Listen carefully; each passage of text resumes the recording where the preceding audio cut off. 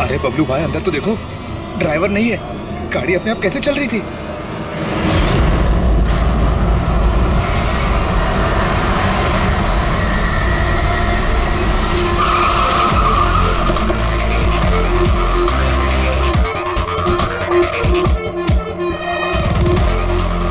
सलाम साहब। क्या बात है? एक्सीडेंट के केस में सीआईडी को बुलाया तुम लोगों ने? सर मुझे लगा है नॉर्मल एक्सीडेंट नहीं है, इसीलिए। क्यों? ऐसा क्यों लग रहा? सर आइए खुद ही देख लीजिए, आइए।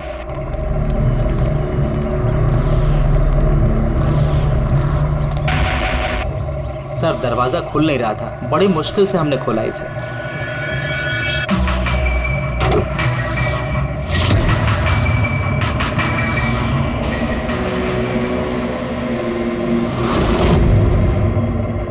ये पहले किसने देखा? सर इन लोगों ने। मैं देखता हूँ। किसने देखा था पहले? क्या हुआ था? सर ऐसा पहले कभी देखा ही नहीं। गाड़ी में ड्राइवर नहीं था सर। गाड़ी में ड्राइवर नहीं था, गाड़ी अपने आप चल रही थी। अरे यार साफ साफ बताओ भाई। हाँ सर, गाड़ी में ड्राइवर नहीं दिखाई दिया और गाड़ी जाके सीधे पेड़ से टकरा गई। अरे क्या बात कर रहे हो? गाड़ी के अंदर ड्राइवर है, मना पड़ा है। नहीं सर, सच में गाड़ी में ड्राइवर नहीं था, नहीं तो ये गाड़ी मेरी भी गाड़ी को टकराते हुए बच गई। लाश की हालत से तो लगता है कि गाड़ी काफी स्पीड पे थी। सर गाड़ी बहुत स्लो थी, लेकिन इतनी स्लो में कोई मर कैसे सकता है? गाड़ी भी ऑटोमेटिक है, हर चीज ऑटोमेटिक है, सेफ्टी डिवाइस भी ठीक है।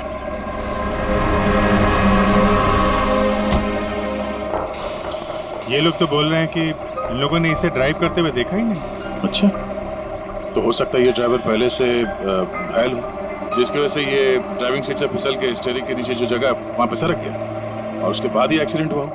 शायद इसीलिए नहीं दिखा होगा। कुछ पता चला कौन है? कुछ आईडी वगैरह? अरे हाँ, इसका नाम अमन है और उसका मोबाइल है पूरी तरह से टूट गया। और एक बात अभिजीत, ये गाड़ी ऑटोमेटिक है, ये देखो इंजन अभी भी ऑन है, ऑफ नहीं हो रहा है। हो सकता है जब ये एक्सीडेंट हुआ हो उसकी वजह से जो इम्पैक्ट हुआ उससे कार का कंप्यूटर क्रैश हुआ। यार ये लोग तो बोल रहे हैं कार बहुत स्लो थी जब टकराई। ऐसा इम्पैक्ट? कहीं कार के साथ कुछ छेड़छाड़ तो नहीं की गई? हो सकता है। ठीक है, गाड़ी को पुलिस गैराज भेजते हैं और इसको फोरेंसिक लैब। मैंने इस गाड़ी को अच्छी तरह से चेक किया है। इस कार को मॉडिफाई किया गया है, एक्स्ट्रा सेफ्टी फीचर्स दिए गए हैं। एक्स्ट्रा सेफ्टी फीचर्स जैसे कि? जो आम गाड़ियों में होता है उससे कहीं ज्यादा, जैसे कि एक्स्ट्रा एयर बैग्स, अच्छी क्वालिटी के शॉकअप्स, ज्यादा मजबूत कांच और अच्छी क्वालिटी के ज्यादा मजबूत सीट बेल्ट।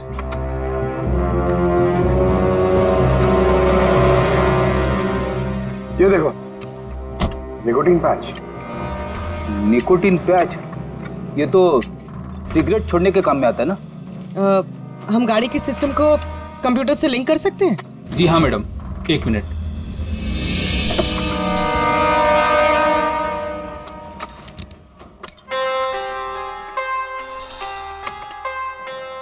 मैम, किसी ने सेटिंग चेंज किया है। कार के सॉफ्टवेयर को हैक किया गया है। खिड़की के कांच से लेकर ब्रेक तक सब कुछ कोई और कंट्रोल कर रहा था। अगर सब कुछ कोई और कंट्रोल कर रहा था, फिर हादसे के बाद इंजन उसने बंद क्यों नहीं किया?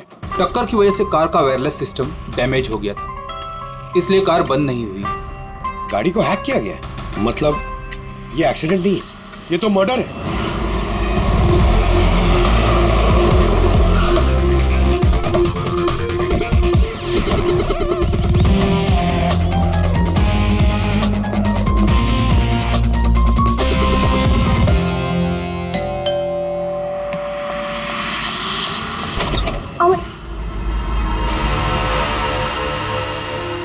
आप लोग? सीआईडी।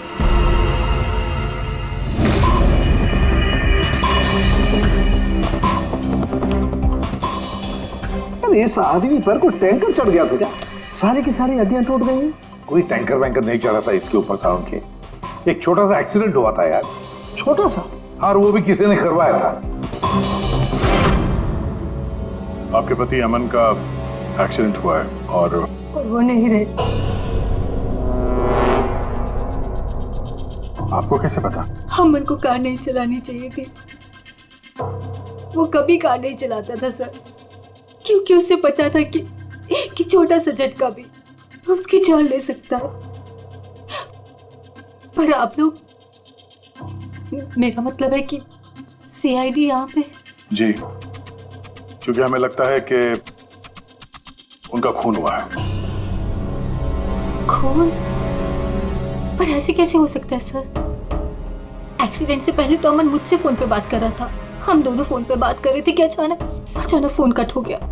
मैंने बहुत ट्राई किया लेकिन फोन नहीं मिला। मैं समझ गई थी कि कुछ तो ठीक नहीं है।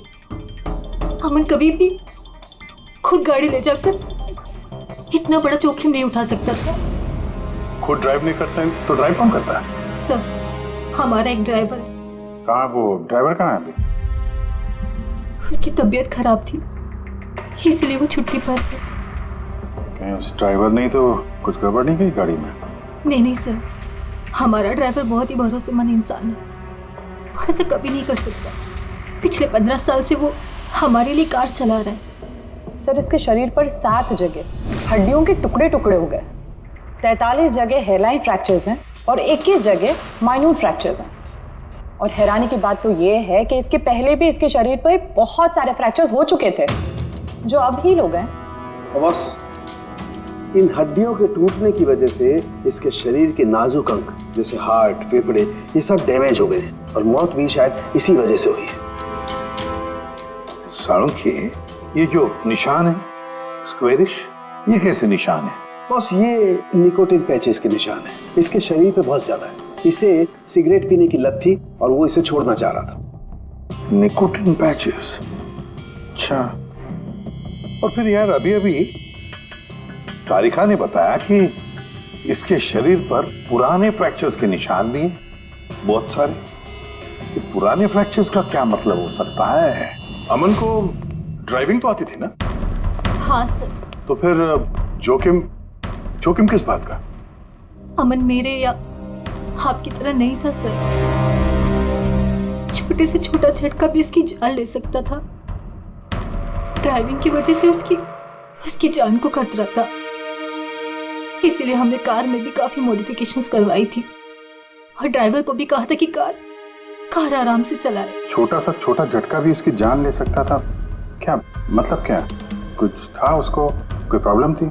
सर, अमन का शरीर कमजोर था, नाजुक था। यार तू क्या कर रहा है साळुंखे? अरे तू ये ऑस्टियोजेनेसिस इम्परफेक्ट है। ऑस्टियोजेनेसिस इम्परफेक्ट मतलब ब्रिटल बोन डिजीज? एग्जैक्टली, भंगुर अस्थि रोग। मतलब इसकी हड्डियां भंगुर हैं। और इसीलिए बॉस, इसकी हड्डियों को अगर जरा सा भी झटका लगे तो चकनाचूर हो सकती है। 25 से ज्यादा बार उसके फ्रैक्चर्स हो चुके थे। हमेशा खतरा रहता था उस पे। मुझसे जितना हो सके मैं उसकी सुरक्षा का ख्याल रखती थी ताकि उसे कोई झटका ना लगे। घर में, कार में हमेशा उसकी सुरक्षा का ध्यान रखती थी। यहाँ तक कि जब अमन को पता चला कि सिगरेट पीने से हड्डियाँ कमजोर होती है तो अमन ने पूरी कोशिश की सिगरेट छोड़ने की। तभी इतने मामूली एक्सीडेंट से भी ये हाल हो गया था शरीर का। लेकिन वो अचानक गाड़ी लेके कहाँ गया था? सर, मुझे नहीं पता, लेकिन जब वो अकेला गाड़ी लेकर चला गया तो मुझे उसकी बहुत चिंता हुई और मैंने अमन को फोन किया। हेलो अमन। या बेबी बोलो। अच्छा, तो तुम खुद ड्राइव कर रहे हो। तुम्हें पता है ना तुम्हारा ड्राइव करना कितना ज्यादा खतरनाक है, लेकिन तुम मेरी बात सुनते तक नहीं। वैसे ऐसा कौन सा जरूरी काम था जिसके लिए तुम खुद गाड़ी लेकर निकल गए? ड्राइवर तक का वेट नहीं किया गया तुमसे?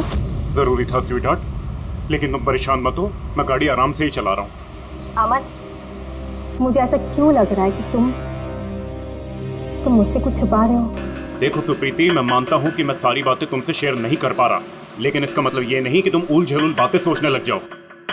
है कुछ प्रॉब्लम्स, मैं उन्हें सॉल्व कर लूँ, फिर तुम्हें सब कुछ बता दूंगा। प्रॉब्लम्स? तुम अभी क्यों नहीं बता सकते मुझे? क्योंकि ये सब खतरनाक है, वो लोग बहुत खतरनाक हैं, मैं तुम्हें नहीं बता सकता। खतरनाक लोग? Oh no.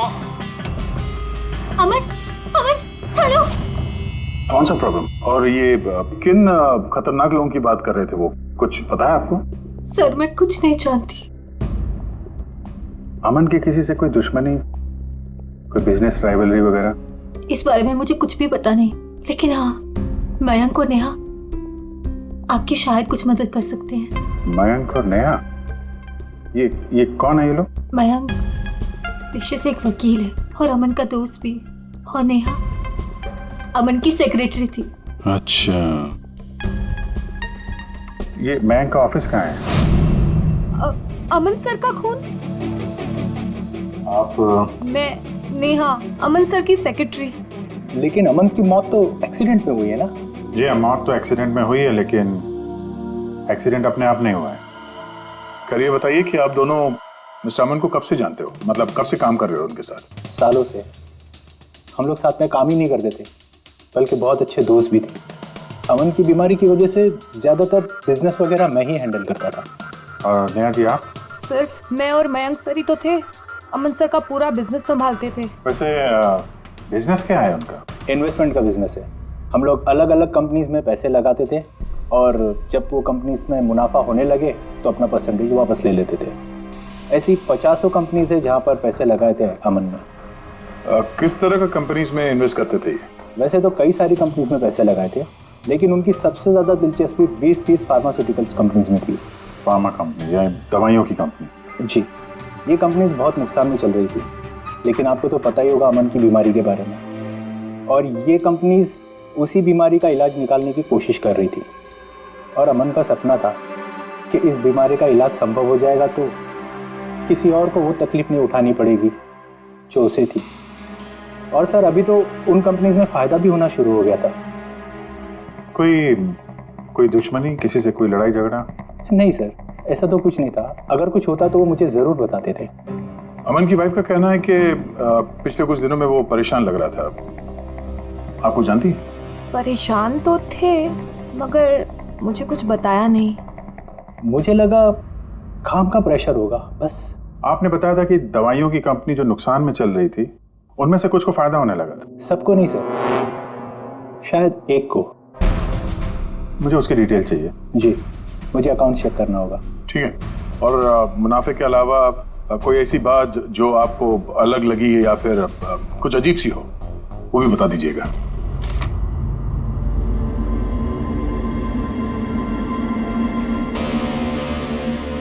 ये जादव है सर, अमन का ड्राइवर। काफी परेशान लग रहा है वो। देखते हैं।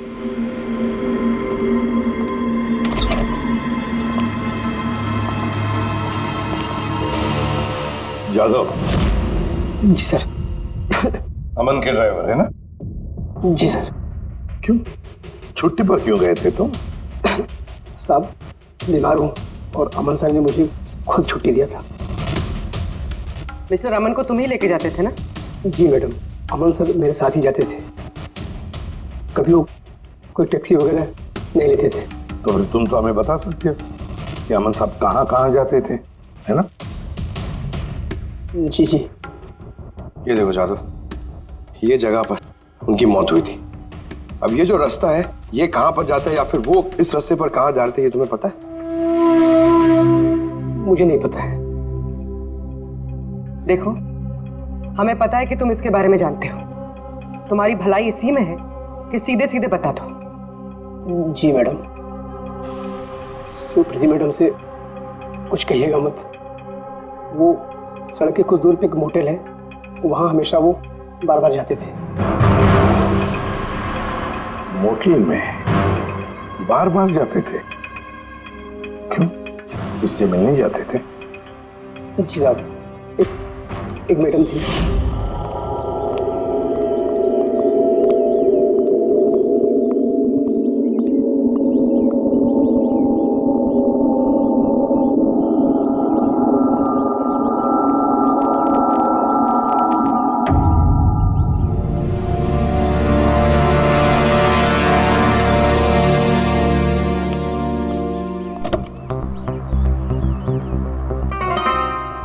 सुन जादव, ये जो कुछ भी तुमने देखा, इस बारे में किसी से कुछ मत कहना, सुप्रीति भाभी से भी नहीं, समझे?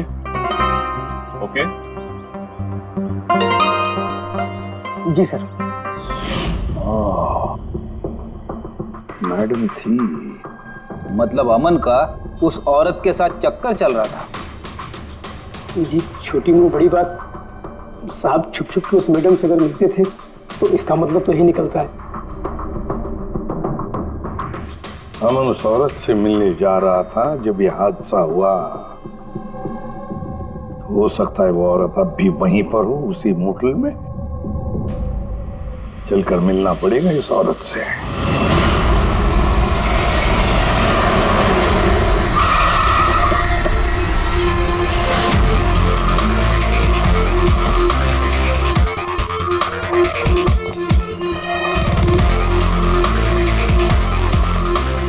Excuse me. Yes madam, how can I help you? हम किसी से मिलने आए हैं। लेकिन आप लोग हैं कौन और किससे मिलना है आप लोगों को? हम लोग सीआईडी से। ये आदमी, ये आपके मोटेल में आता जाता रहता है? हाँ मैडम। किससे मिलने आता है? हमारे होटल के रूम नंबर 305 में एक मैडम रुकी हुई है, रूही। वो उनसे अक्सर मिलने आता रहता है। 305? यस सर, वो अभी चेकआउट करने वाली है। ये रूही हाथ से निकलनी नहीं चाहिए। कहाँ से जाना है? सर यहाँ से लेफ्ट। पंकज स्टेयरकेस से जाओ, हम दोनों लिफ्ट से जाते हैं।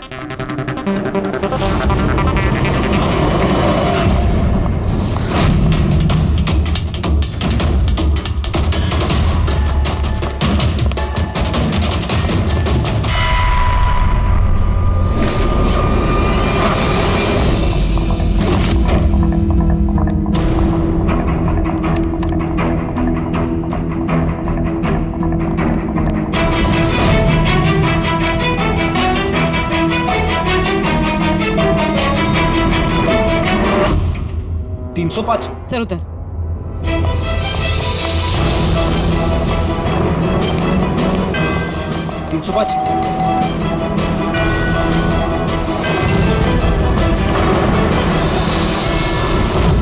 रूही? नो। रुको। पूर्वी! रूही, मुझे मत मारो, मुझे मत मारो प्लीज। रुको। रूही, रूही, रूही, रूही, रूही, रुको, रूही।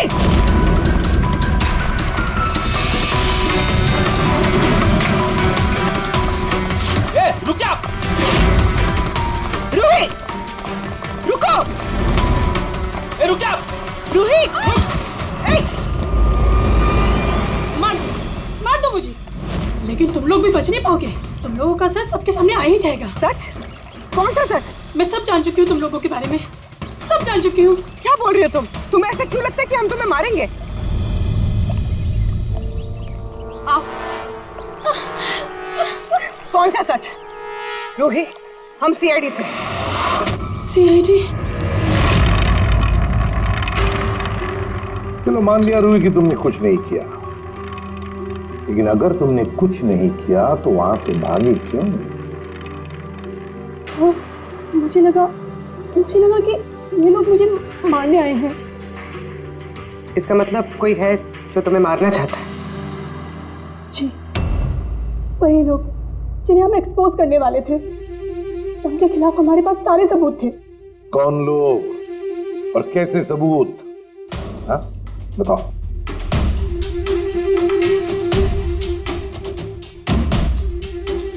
इसे तुम जानती हो ना, यमन है ना, किसी के साथ तुम मिलकर काम करती थी, इसी के साथ मिलकर तुम उन लोगों को एक्सपोज करने वाली थी जिसकी वजह से अमन की जान चली गई। देखो रूही, अब शायद तुम्हारा नंबर है, वो लोग तुम्हें मारेंगे। सर मैं मरना नहीं चाहती, मैं मरना नहीं चाहती सर। तो फिर बताओ जल्दी, कौन लोग हैं वो? उनका राज छुपाने से वो तुम्हें छोड़ेंगे नहीं। सर,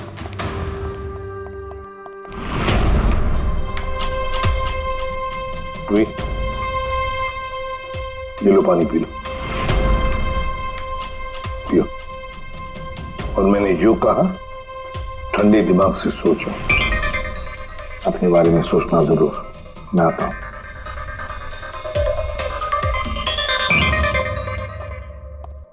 घबराई हुई है, डरी हुई है।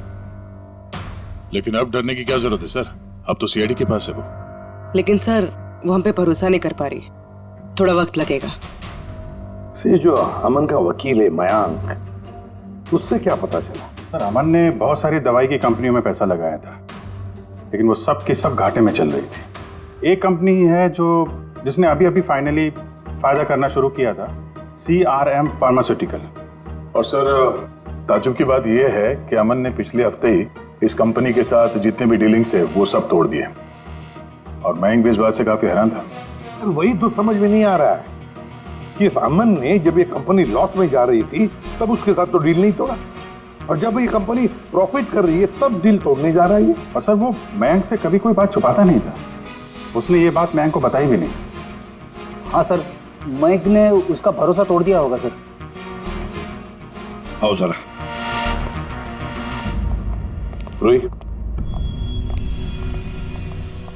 CRM फार्मास्यूटिकल्स के साथ जो अमन की डील थी वो तुम्हारी वजह से कैंसिल हो गई है ना? वरना उसके पास ऐसी कोई वजह तो थी नहीं। अब सच सच बता दो कि डील तुमने क्यों तोड़वाई? क्योंकि उसने मेरे भाई का खून किया। भाई का खून? सर, मैं जिस शहर से आई हूँ उस शहर में बहुत पोल्यूशन है। मेरे भाई को पोल्यूशन से बहुत एलर्जी थी, उसे सांस लेने में बहुत तकलीफ होती थी। वो तो सिर्फ दवाइयों पर ही जिंदा था। एक मिनट, और वो दवाइयाँ थी CRM फार्मास्यूटिकल कंपनी की, हैं? जी सर, और सबकी सब नकली थी। मेरे भाई के ऊपर कोई असर ही नहीं कर रही थी, और ये बात हमें बहुत लेट पता चली और मेरे भाई की जान चली गई। तुम्हें कैसे पता चला कि वो दवाई नकली थी? सर, मैं खुद एक प्राइवेट कंपनी में केमिस्ट हूँ। जब ये दवाइयाँ मेरे भाई पर असर ही नहीं कर रही थी तो मुझे शक हुआ कि क्या बात हो सकती है। तो मैंने उन दवाइयों को खुद से टेस्ट किया और मेरा शक बिल्कुल सही निकला। सारी दवाइयाँ नकली थी। नकली थी मतलब? सर, हर एक दवाई एक खास केमिकल से बनती है, और जिस दवाई की मेरे भाई को जरूरत थी वो केमिकल तो उस दवाई में था ही नहीं, जिसकी वजह से वो दवा उस पर असर भी नहीं कर रही थी। और अमन इस कंपनी में एक इन्वेस्टर था। जी सर, इसलिए मैं उससे मिलने भी गई थी, लेकिन वहां जाके पता चला कि इसमें तो उसका हाथ है ही नहीं, और उसने मुझसे प्रॉमिस किया कि वो मेरी इसमें मदद करेगा। अरे सर, आप यहाँ कैसे? कोई काम था क्या? हाँ, ये मेरी असिस्टेंट रूही है। हेलो। इसे देखना था कि दवाइयाँ कैसे बनती हैं। देख सकते हैं? कैसी बात कर रहे हैं सर? आपको कैसे मना कर सकते हैं? आइए मैं दिखा देता हूँ आपको। एक काम कीजिए, आप मेरे साथ बॉस के यहाँ चलिए, रूही अपने आप देख लेगी। रूही तुम जाओ। मैं आइए। एक मिनट सर, ज्यादा आगे मत जाना, आप यहीं तक देखना। आइए सर, मैं लेकर चलता हूँ। आप आइए। आइए सर।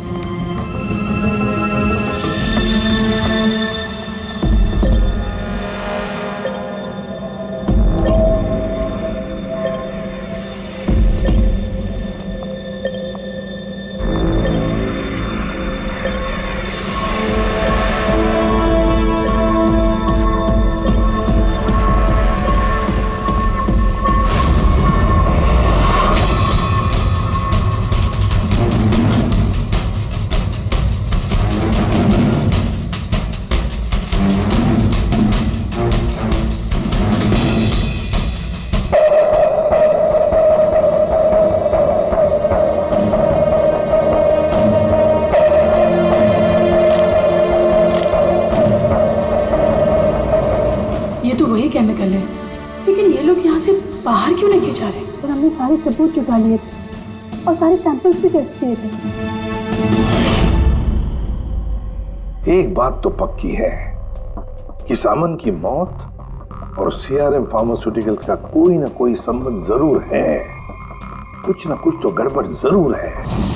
बॉस, इतनी सुरक्षित कार होने के बावजूद इसकी हड्डियां कैसे टूटी ये पता चल गया। अच्छा सर, अमन के खून में से हमें एक ऐसा केमिकल मिला है जिससे एपिलेप्टिक फिट्स आते हैं, मिर्गी का दौरा। माय गॉड यार, अमन को तो ब्रिटल बोन डिजीज था। मिर्गी का दौरा आ जाके वो गिर जाता, उसकी हड्डियां टूट जाती, इसी की वजह से इसकी मौत हुई है। तो मतलब जिसने भी ये किया वो जानता था अमन के ब्रिटल बोन्स डिजीज के बारे में, उसे बड़े चालाकी से उसका नाजायज फायदा उठाया। पहले उसने अमन की गाड़ी का कंप्यूटर हैक किया और फिर एक्सीडेंट से पहले उसे उस केमिकल का इंजेक्शन दिया जिसकी वजह से उसे मिर्गी का झटका आ जाए। उसे मालूम था अमन किसी भी हालत में बच ही नहीं सकता। अगर मिर्गी का झटका आ जाता तो वो गिर जाता, जिसकी वजह से उसकी हड्डियां टूट जाती और वो मर जाता। अगर उसमें से भी बचता तो कार के एक्सीडेंट में से तो बच ही नहीं सकता था वो।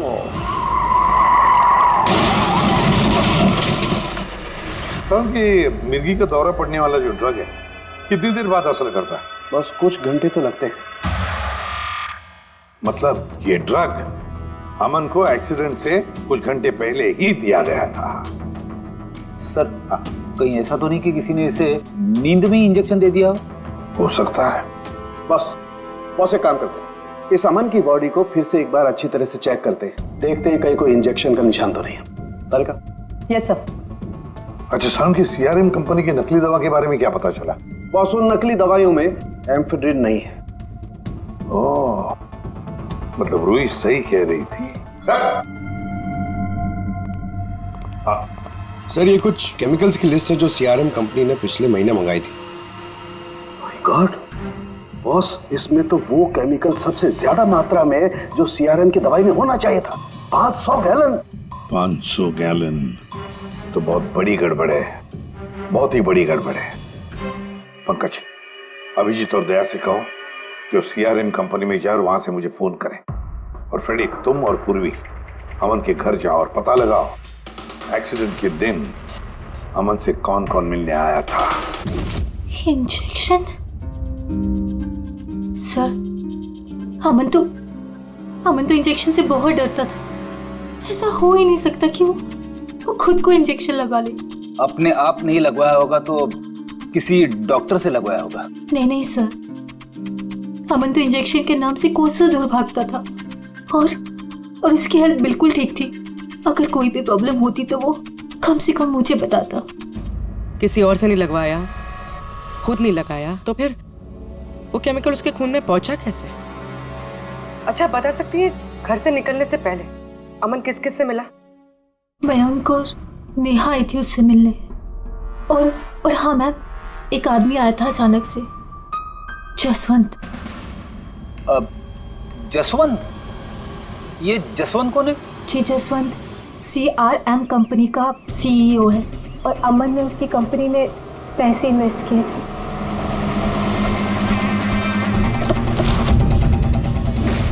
जसवंत, आप अमन के घर गए थे उससे मिलने के लिए उसके एक्सीडेंट के कुछ घंटे पहले? जी सर, मैं गया था लेकिन मिल नहीं पाया था। तो दरअसल उनकी वाइफ ने मुझे बताया कि वो सो रहे, तो मैंने सोचा वो शायद मुझे अवॉइड करना चाहते होंगे, तो मैं वापस चला आया।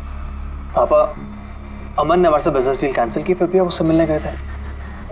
जी बेटा, क्योंकि मैं उनको वापस लाना चाहता था सर, वो हमारी नई यूनिट के लिए बहुत जरूरी था। तो जसवंत जी, जब आप अमन से मिलने उसके घर गए तो वाइफ सुप्रीति के अलावा वहां कोई और भी था?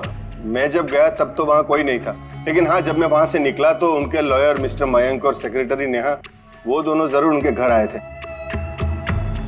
अच्छा ठीक है, thank you very much. Boss ये देखो, ये निकोटिन पैच का हिस्सा और यहाँ पर देखो ये इंजेक्शन का निशान। खूनी ने यहीं से वो मिर्गी के दौरे वाला इंजेक्शन इसे दिया है। इसका ये हिस्सा सुन्न करके, हाँ, और वो इस पैच के जरिए। इसे इमला पैच कहते हैं। इमला पैच? ये बच्चों को इंजेक्शन लगाने से पहले लगाते हैं ताकि वो पर्टिकुलर एरिया सुन पड़ जाए और उन्हें दर्द ना हो। अब बस ये इमला पैच और ये निकोटिन वाला पैच, ये देखो बस, ये दोनों पैच एक जैसे दिखते हैं, बिल्कुल एक जैसे। हाँ, खूनी ने इस निकोटिन वाले पैच की जगह ये एमला पैच इसके हाथ पर लगाया, इसके हाथ का ये हिस्सा सुन्न कर दिया और बाद में मिर्गी के दौरे वाला इंजेक्शन यहाँ से लगा दिया, शायद तब जब वो सो रहा था।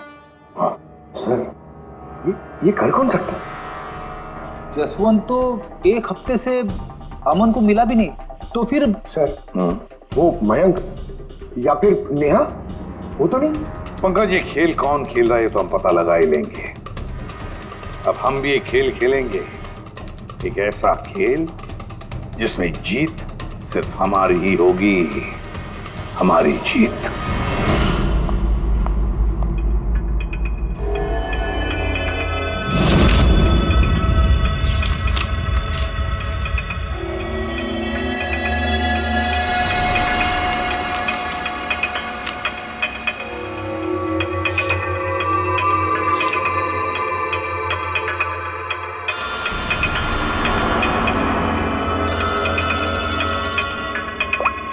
हेलो, मेरा कुरियर तो तुम तक पहुंच गया होगा। कौन है तुम? और ये सब मुझे क्यों भेजा है? तुम लोगों ने अमन को तो मार डाला, लेकिन तुम लोग मुझ तक नहीं पहुंच सकते। अगर तुम लोग चाहते हो कि मैं अपना मुंह बंद रखूं, तो मुझे 5 करोड़ रुपए देने होंगे। ये क्या बकवास कर रही हो? मुझे इन सब के बारे में कुछ नहीं पता। वो तो जब ये सबूत पुलिस तक पहुंच जाएंगे तो तुम्हें खुद ब खुद पता चल जाएगा कि मैं क्या कह रही हूँ और क्या बोल रही हूँ।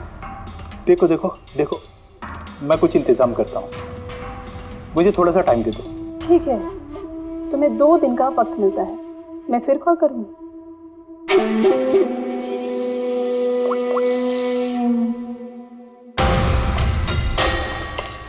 तो मास्टरमाइंड ये मयंक है।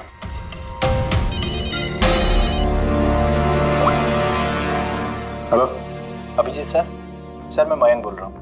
सर मुझे एक कोरियर आया और एक लड़की का फ़ोन भी आया और उसने मुझसे 5 करोड़ रुपए मांगे, तो मैंने सोचा ये बात आपको बता दूँ। नहीं, बहुत अच्छा किया तुमने, मैं देखता हूँ। Thanks. Thank you so much. Mayank का फ़ोन था। उसने उस कुरियर रूही के बारे में बताया सर। और उसने ये भी कहा कि उसने जानबूझ के समय मांगा ताकि हम इस तक पहुँच सके। तो ये मयंक नहीं बल्कि कोई और ही है।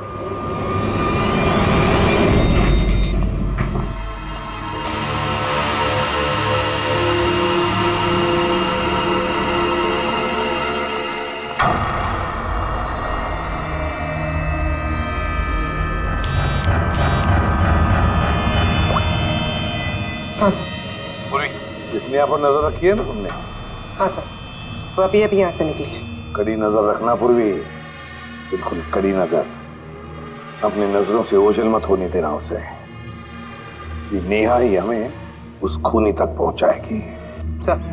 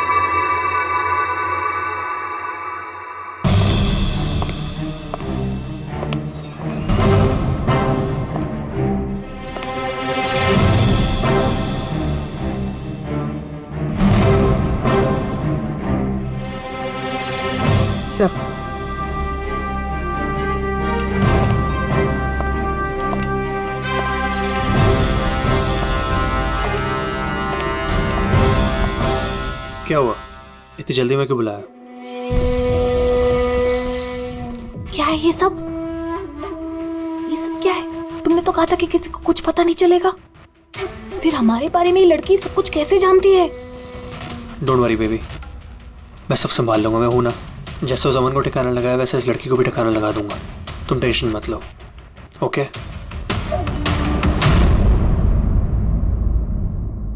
पहले हमसे तो निपट लो। You are under arrest, Mr. Ashwin.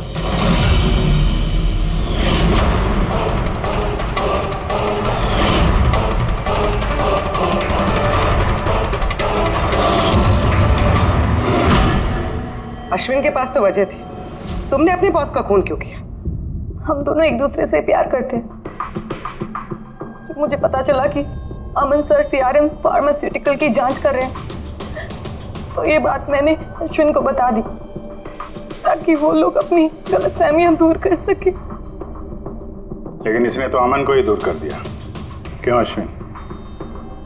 मैं जानता था कि अमन को कुछ समझाने का कोई फायदा नहीं होगा, वो तो हमें जेल भिजवा के ही रहता।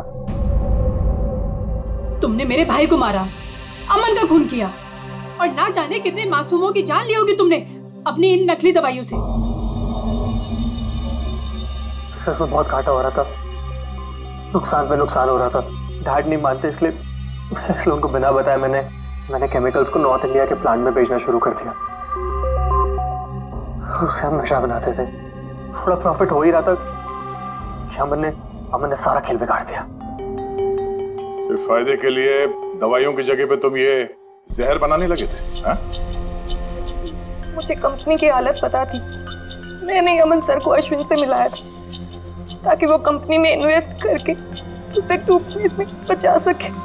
और अमन खुद को तुम लोगों से बचा नहीं पाया। ये सब कुछ मैंने अपने प्यार के लिए किया, मेरे अलावा कोई ये कर नहीं सकता था, क्योंकि वो अपने निकोटीन पैच मुझे से मंगाते थे।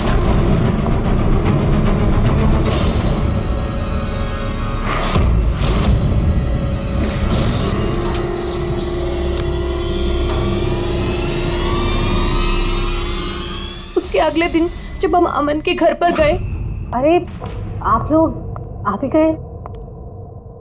पर अमन तो सो रहे हैं, अगर कुछ इम्पोर्टेंट काम है तो मैं जगा देती हूँ। नहीं कोई बात नहीं, हम इंतजार करेंगे। ओके, तो मैं अभी आती हूँ।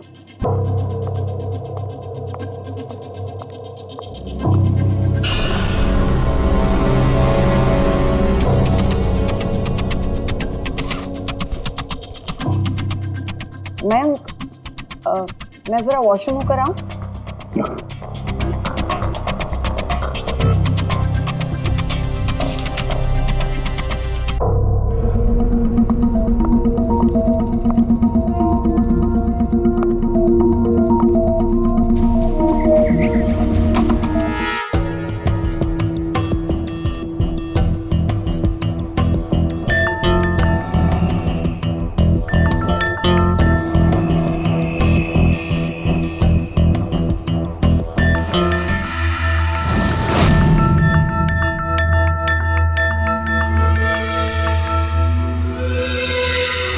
और वो दौरा उसकी कमजोर हड्डियों के लिए जानलेवा बन गया।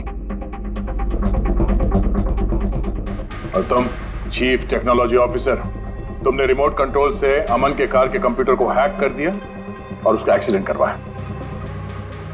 कमाल का दिमाग पाया तुम लोगों ने, कमाल का दिमाग। काश यही दिमाग किसी अच्छे कामों में इस्तेमाल करते तो देश का भला हो जाता, समाज का भला हो जाता। पर नहीं, तुम्हारे इस टेढ़े दिमाग ने दो मासूम लोगों की जानें ली, और पता नहीं कितने सैकड़ों लोगों की मौतें हुई तुम्हारी इस गलत दवाइयों की वजह से। तुम्हें तो कड़ी से कड़ी सजा होगी, शायद फांसी होगी तुम्हें।